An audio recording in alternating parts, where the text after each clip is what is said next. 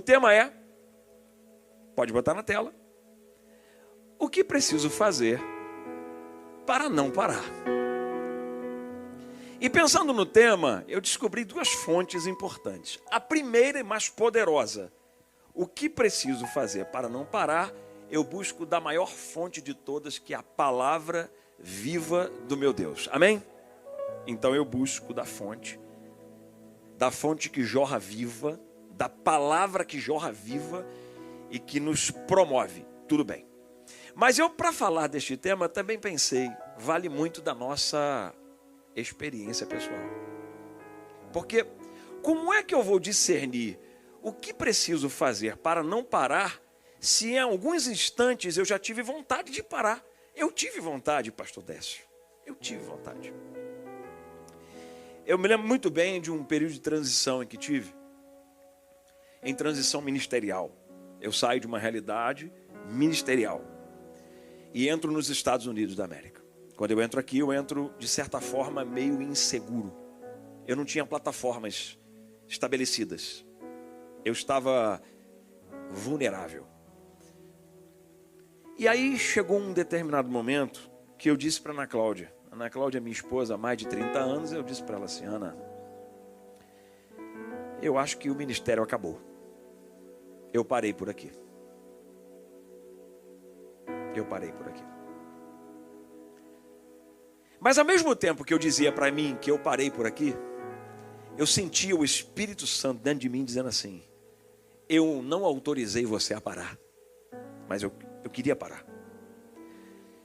E aí eu fui extrair, buscar da minha experiência pessoal o que eu vou dizer para vocês aqui.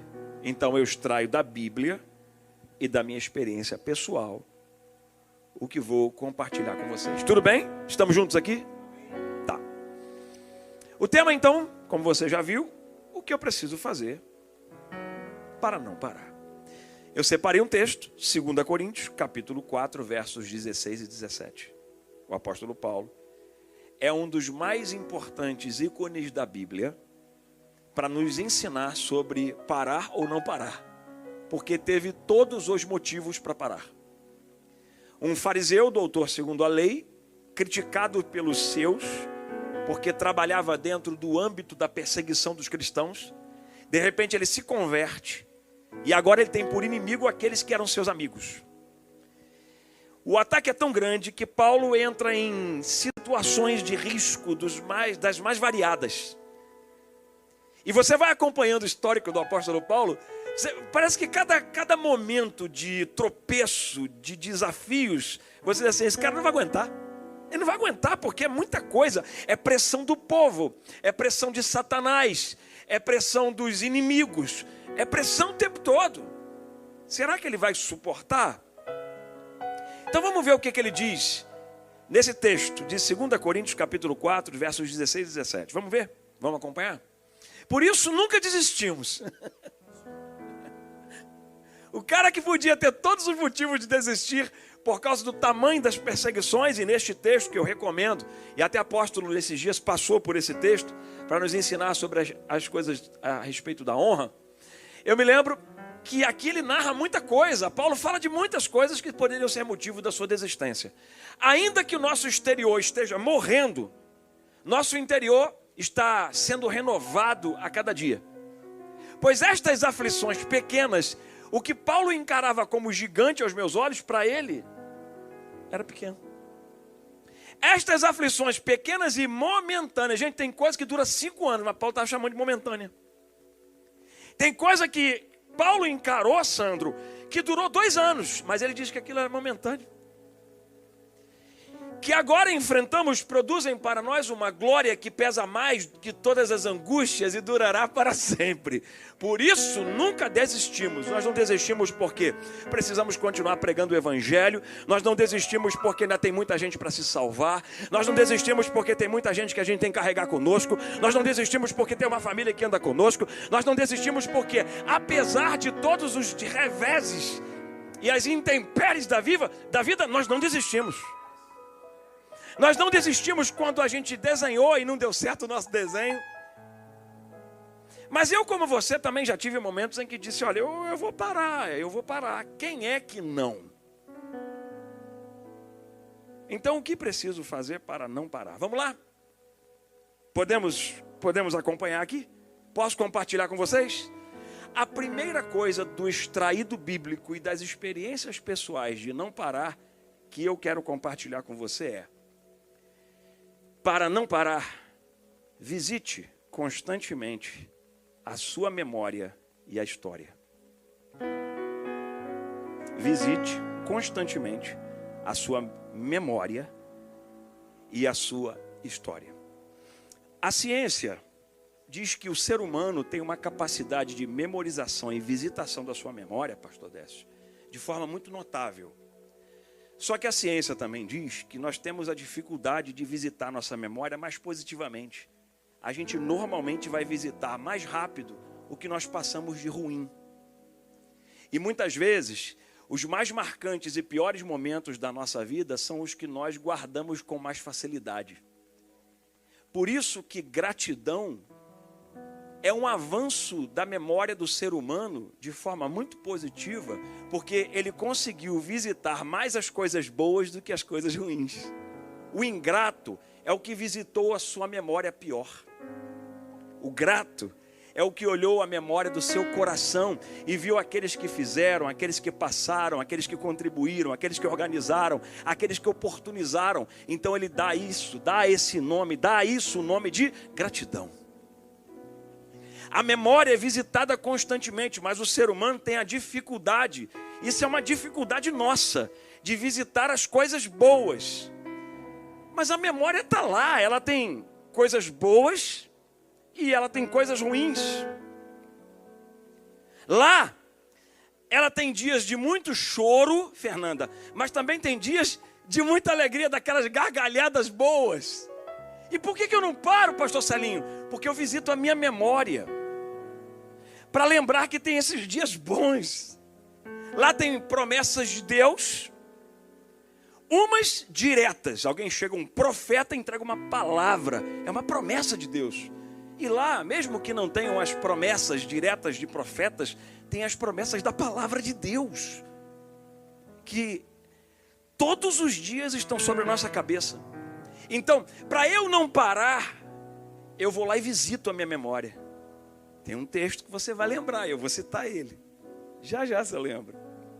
Lá, tem gente que abandonou a gente, é verdade. Mas tem gente que ficou. Tem gente que ficou, Robson. Quem já viveu essa experiência de muitos que abandonaram, mas esqueceu os que ficaram? Quem já viveu isso? Eu já vivi essa experiência. Aí um dia deu um estalo na minha memória e eu visitei-a. E descobri que tinha gente que tinha ficado. E eu estava só olhando para quem tinha ido.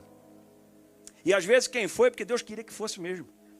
Porque tem gente que não vai conseguir alcançar a velocidade que Deus vai imprimir para você andar. Quer ver? Esta igreja está entrando num estado de velocidade tão grande que você vai ver. Tem gente que não vai acompanhar, mas tem muita gente que vai acelerar com a gente. E você vai viver isso. Diga um amém, pelo menos.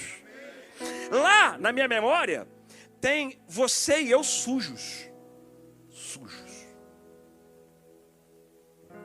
Mas também tem nós limpos pela graça e pelo evangelho. Está na memória, está lá. Lá tem as quedas. Mas lá também tem os nossos momentos de levantar. E nós levantamos. E estamos até agora de pé. Lá tem as frustrações. Mas também tem muita coisa boa que a gente viveu. Vou ler um texto para você da Bíblia.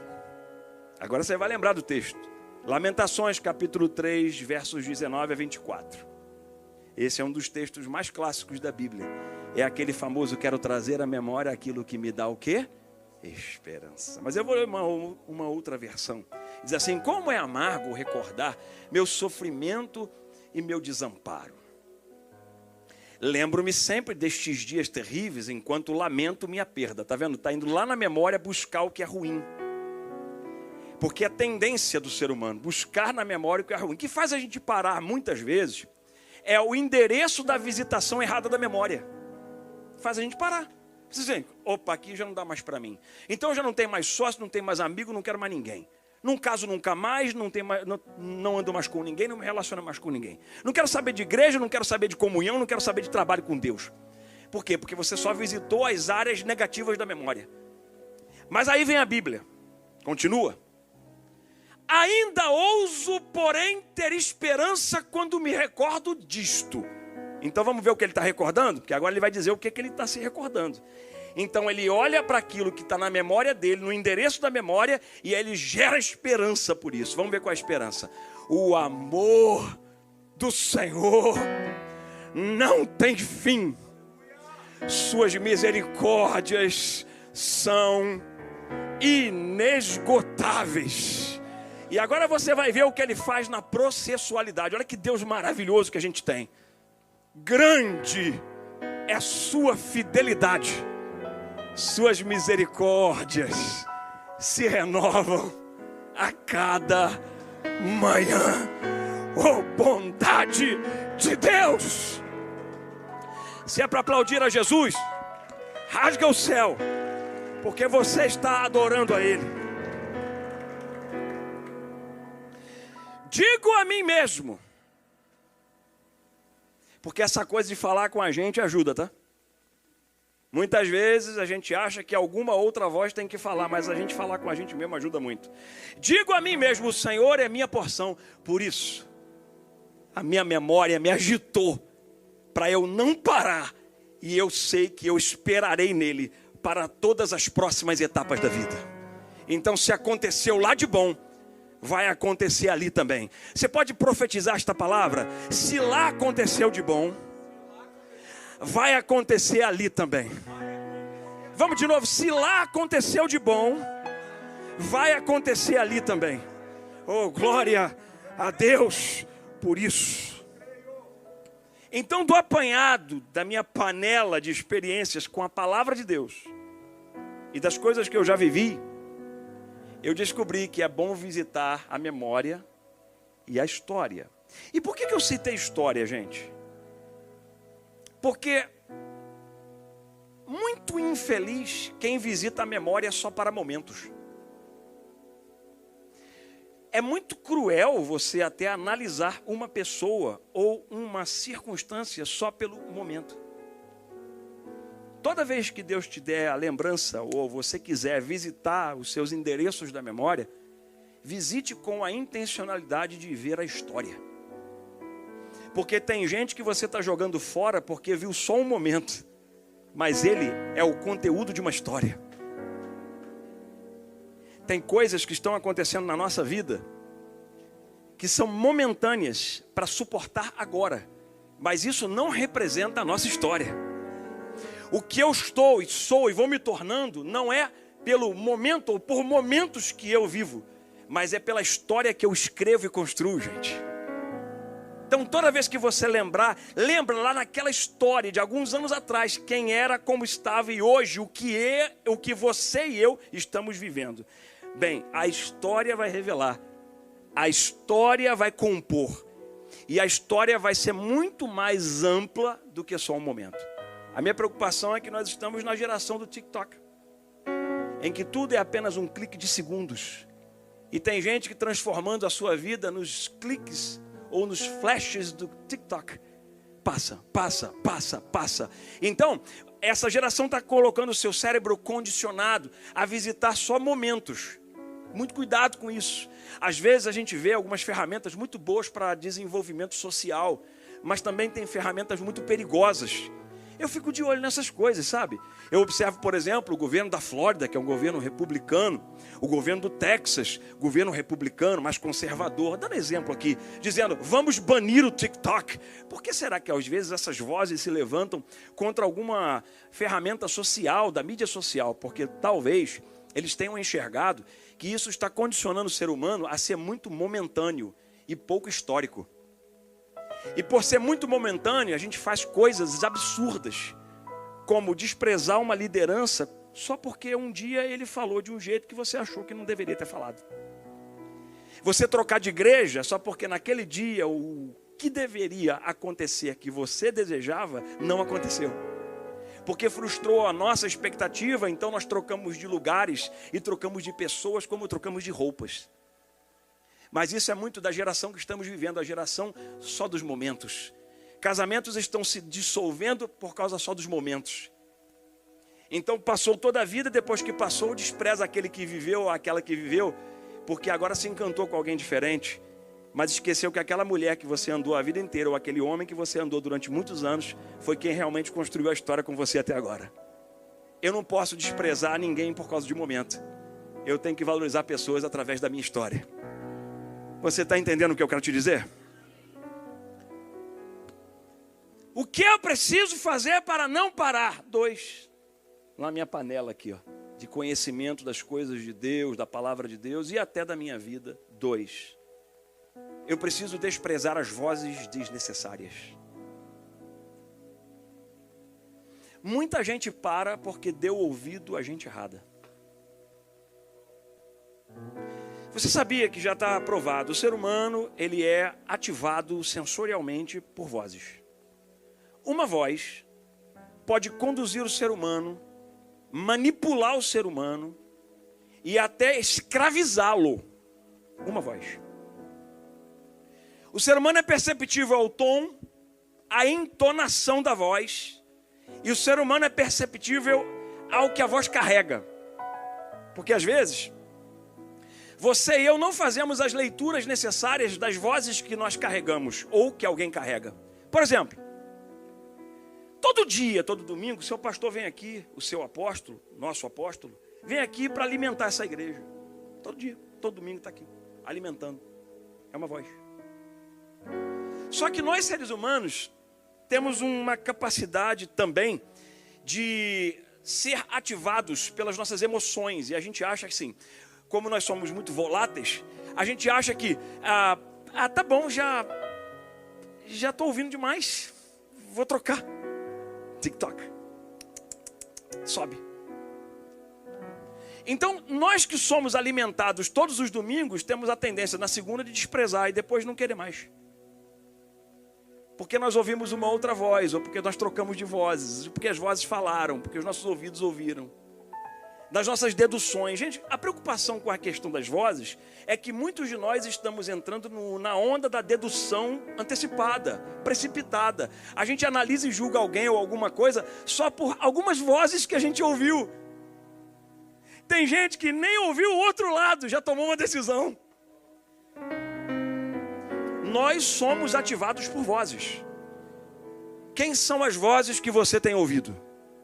Porque para eu não parar, eu preciso desativar algumas vozes. Tudo bem? Você está entendendo? Qual é a maior e mais importante voz que nós precisamos manter em nós? A voz do Espírito Santo de Deus. É a voz que fala por detrás e diz, esse é o caminho, andai nele. É a voz que disse para Elias, Elias está fazendo o que na caverna? Sai daí e vai para fora.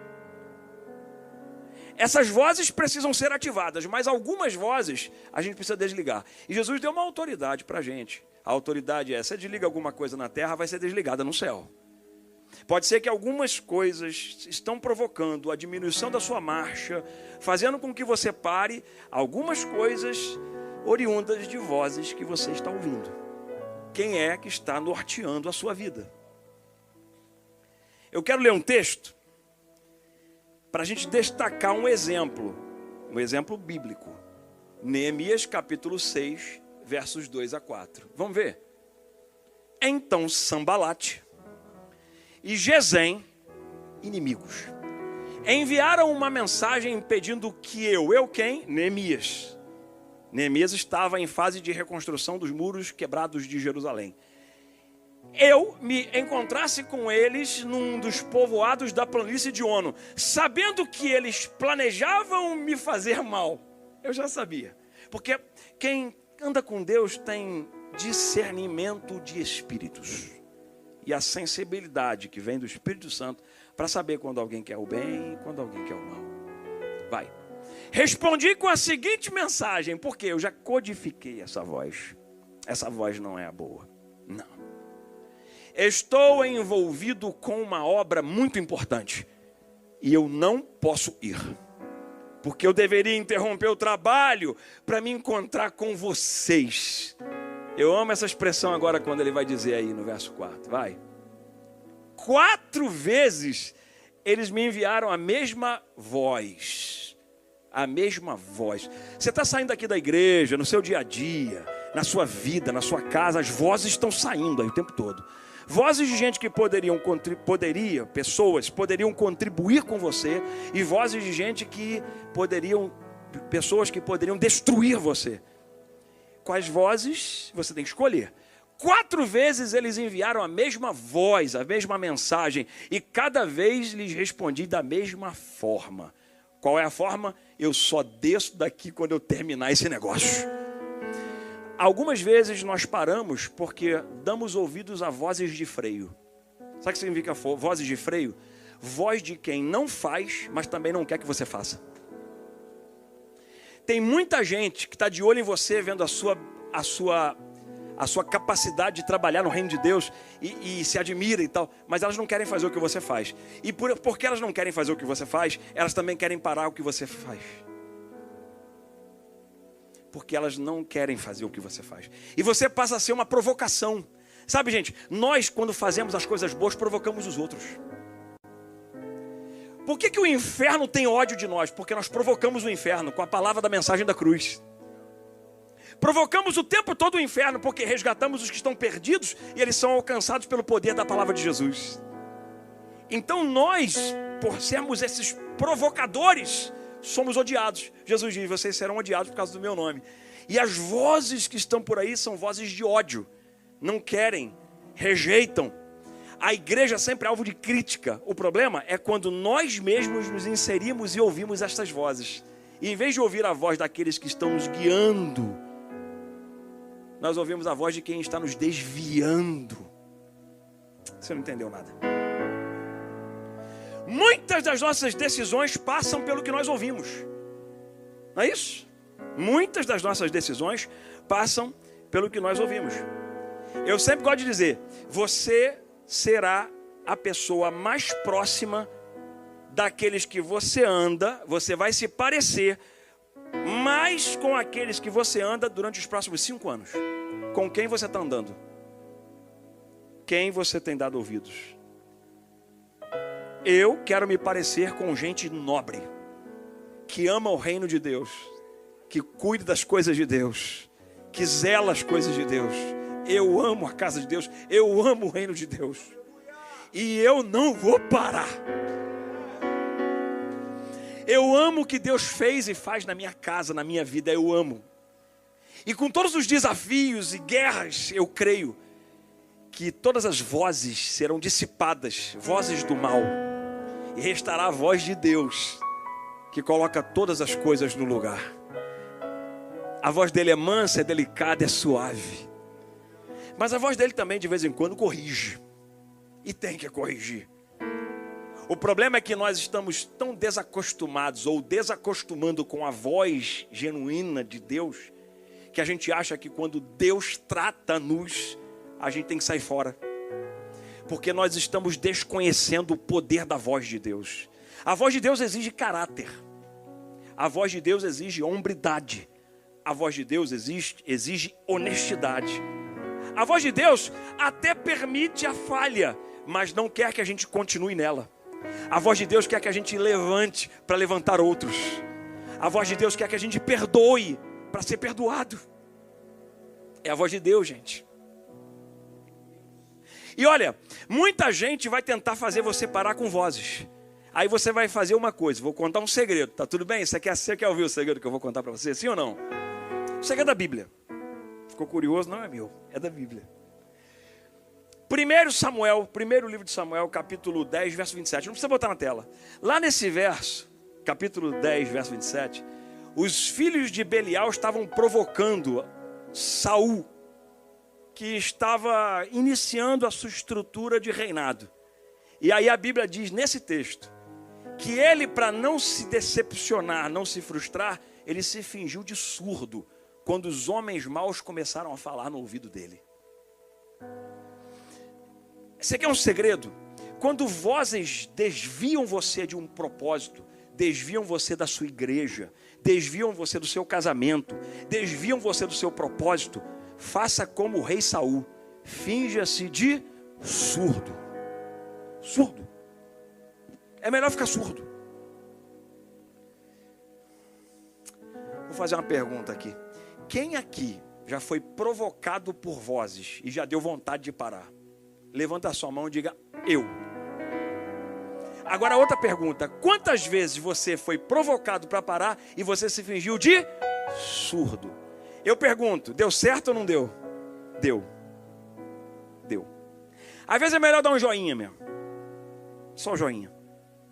Só um joinha assim. Pronto, já resolve. É um sinal de que, ó, eu ouvi, mas o que você está falando não vai entrar no meu coração. Toma aqui um joinha.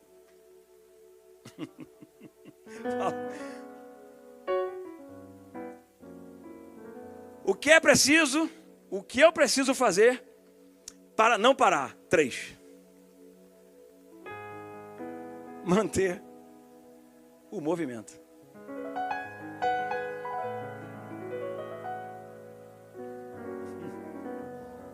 Eu vou direto num texto para a gente poder caminhar, porque essa é a última lição que eu tenho para te dar. Na verdade, eu disse a você, não é uma fórmula, é um apanhado das experiências da vida e da palavra de Deus. Então a última é essa aqui, ó. Manter o movimento. Vamos ver o apóstolo Paulo? Podia ter parado. Ô Paulo, para que tanto?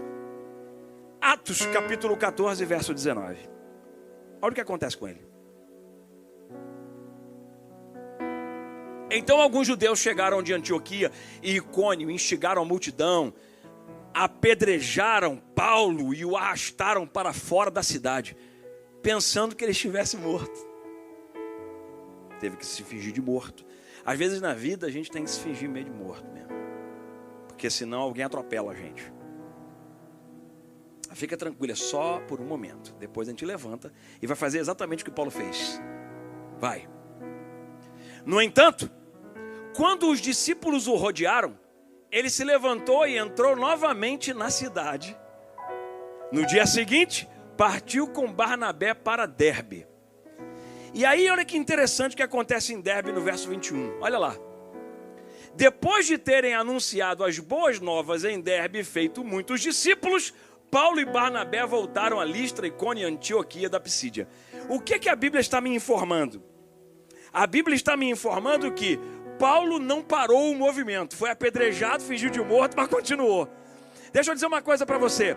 Se você está pensando em parar, eu promovo na sua mente agora, pelo poder da palavra de Deus, essa palavra aqui, ó. Continue se movendo, mesmo que todas as circunstâncias estejam colocando você para trás. Continue se movendo, mesmo que tudo diga que você tem que parar. Continue se movendo, mesmo que as forças tenham ido embora, a energia tenha acabado, o choro desceu no rosto. Continue se movendo. Continue se movendo quando uma porta fechar.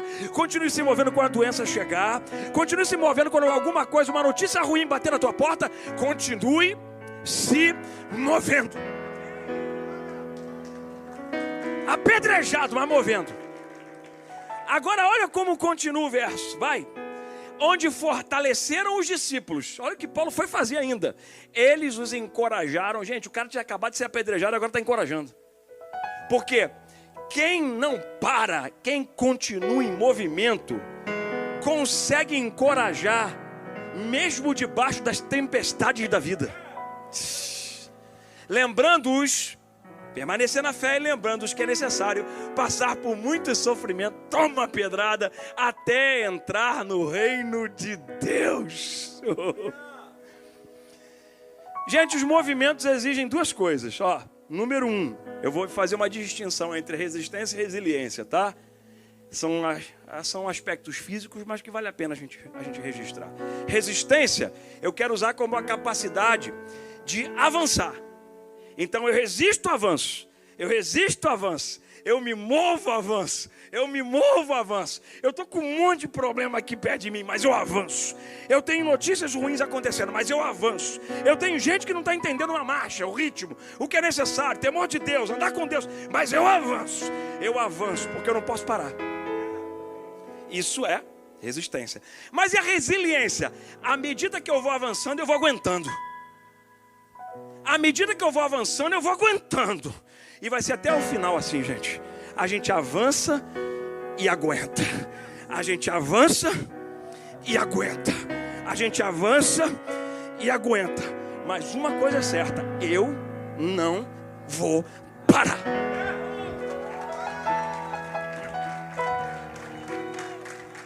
O que tem para fazer hoje, faça. Onde você tem que se dirigir, dirija.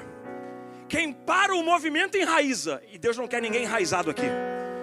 Porque quem enraiza parado, para no momento errado e no lugar errado. Se você para o movimento, você retarda o processo. E se você para o movimento, você descobre o tempo que você perdeu. O que eu preciso fazer para não parar?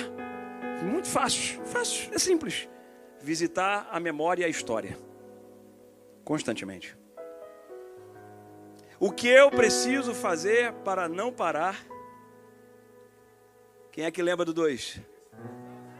Desprezar as vozes desnecessárias. E quem lembra 3? Manter o movimento. Eu sei que tem gente aqui com vontade de parar. Eu sei que tem gente aqui que já teve vontade de parar. E tem gente aqui que ainda vai ter vontade de parar. Mas toda vez que você pensar em parar, lembre, número 1, da palavra de Deus. E depois, vá lá visitar a sua memória para lembrar que lá tem muita coisa boa que já aconteceu, que você pode ter esquecido. Isso vai te ajudar muito para você continuar um movimento até o dia que Deus termina um ciclo do propósito na sua vida. A igreja de pé.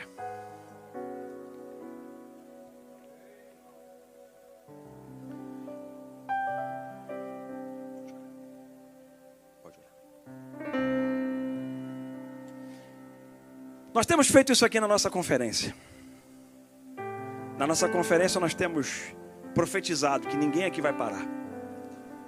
Então nessa noite, de forma muito simples, eu não vou impedir você para dar a sua mão, mas eu queria que você lembrasse, que você viesse comigo visitar as memórias, que você visitasse os dias de livramento que Deus te deu, que você visitasse os dias de coisas boas que você já passou. Porque pode ser que agora a sua memória esteja puxando você para as coisas ruins. Mas o que eu preciso fazer para não parar? Visitar a minha memória para coisas boas. Visitar a memória para trazer o que me dá o quê? Esperança.